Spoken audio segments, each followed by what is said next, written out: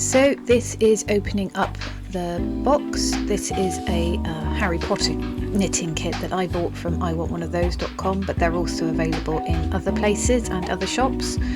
You can see here that this is the Ravenclaw version, even though the picture is for the Gryffindor version, and it was available in Ravenclaw, Slytherin, Hufflepuff and Gryffindor. The booklet looks huge, but it actually contains the pattern in pretty much every single language you could possibly want it in. It came with, I think, 5 or 6 blue and 2 balls of the grey acrylic yarn, and a set of 3.5mm needles.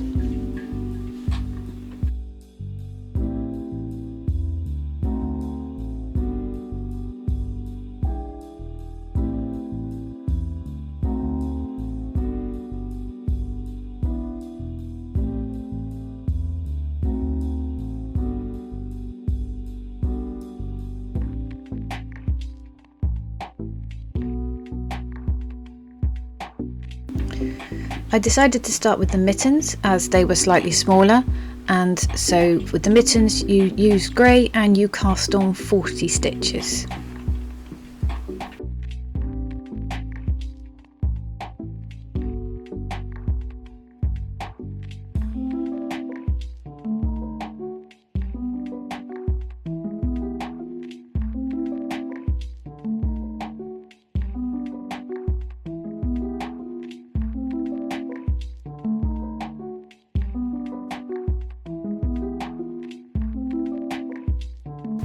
I will say that I am not the speediest at casting on. I prefer to use the long tail thumb method for all my cast-ons, as I find that it gives me a nice firm neat edge, but I'm not the speediest at it. So there is my nice cast-on edge, and then I count my stitches, because although I've counted them whilst casting on, I always doubt myself and then believe that I've got it wrong, so I will check at least twice before I start knitting again. So for the rib pattern you knit 1 row in grey, followed by 14 rows in blue, and it was a very simple knit 1, purl 1 rib pattern.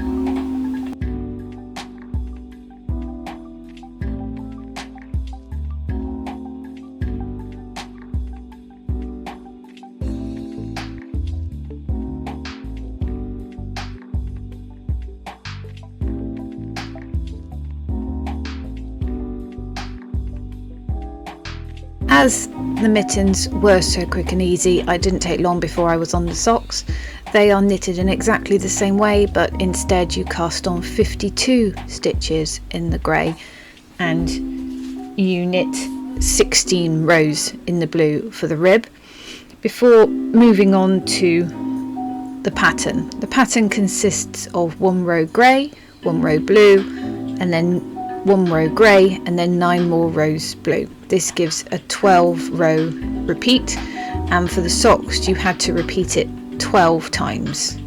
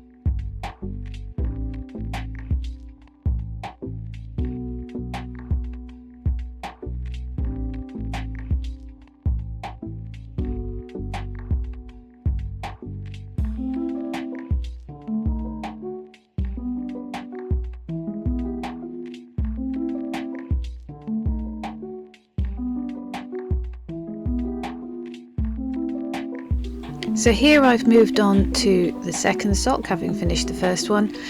You'll see in the background that I have a Ziploc bag. I found it's really useful to have these Ziploc bags. One, because it keeps everything safe from the kittens and the cats, but also it means I can keep all my work in progresses separate and secure, and needles and yarn and bits of pattern don't go missing. It all stays contained, and when I want to pick up a project, if I'm going out somewhere or I want to take it to work for my lunch, I can just pick it up, pop it in my bag, and I know that I've got everything and I don't have to worry.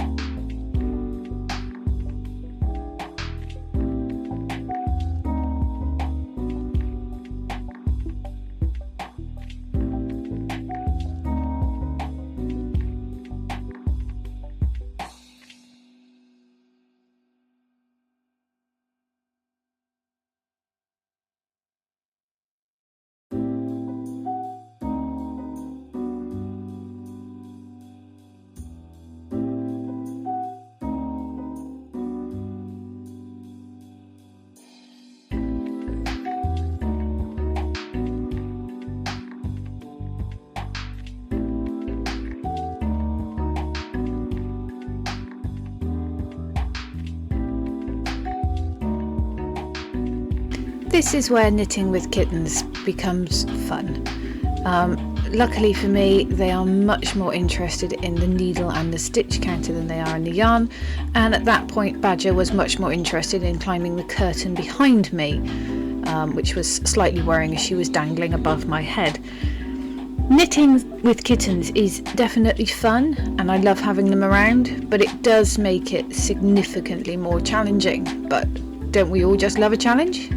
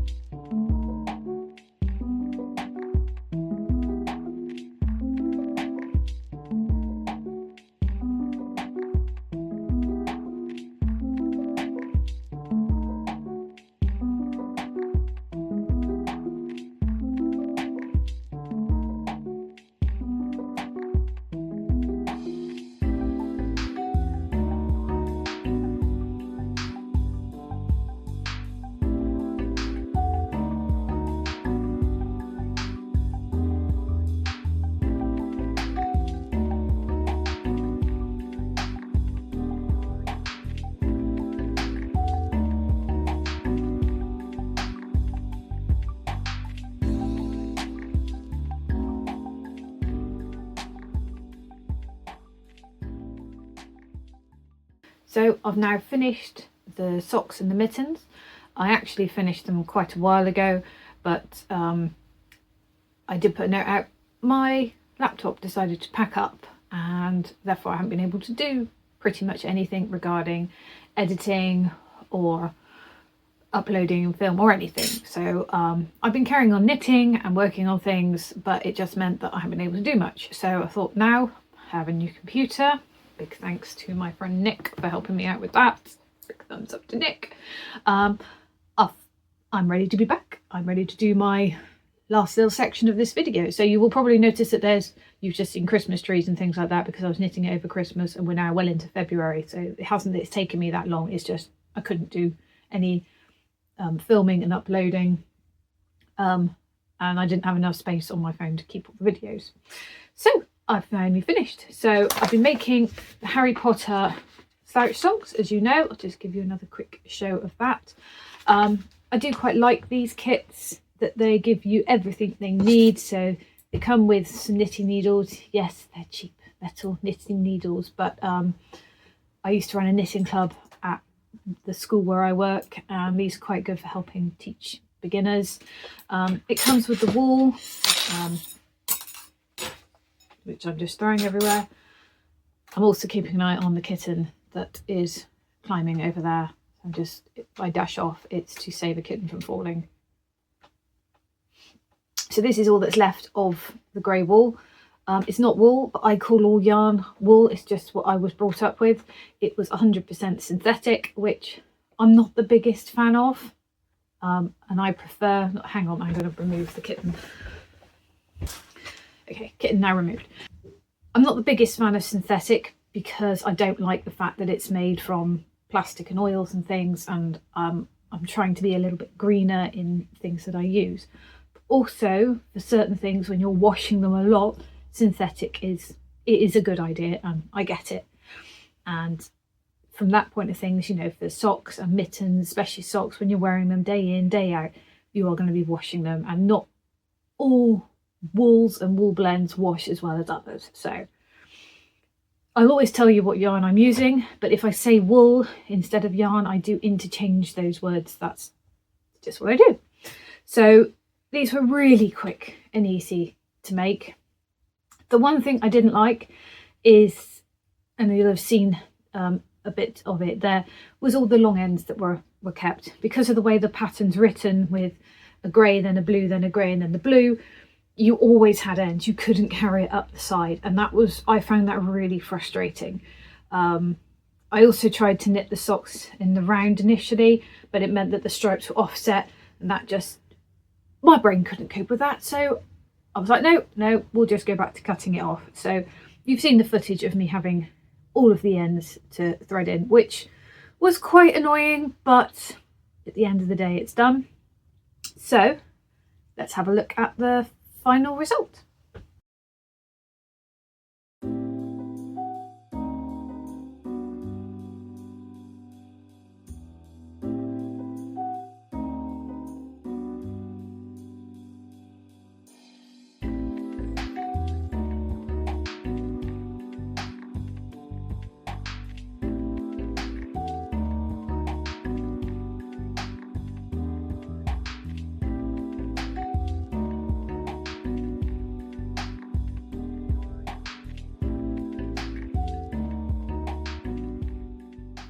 And so there you are. Those were my lovely Harry Potter mittens and my Harry Potter slouch socks.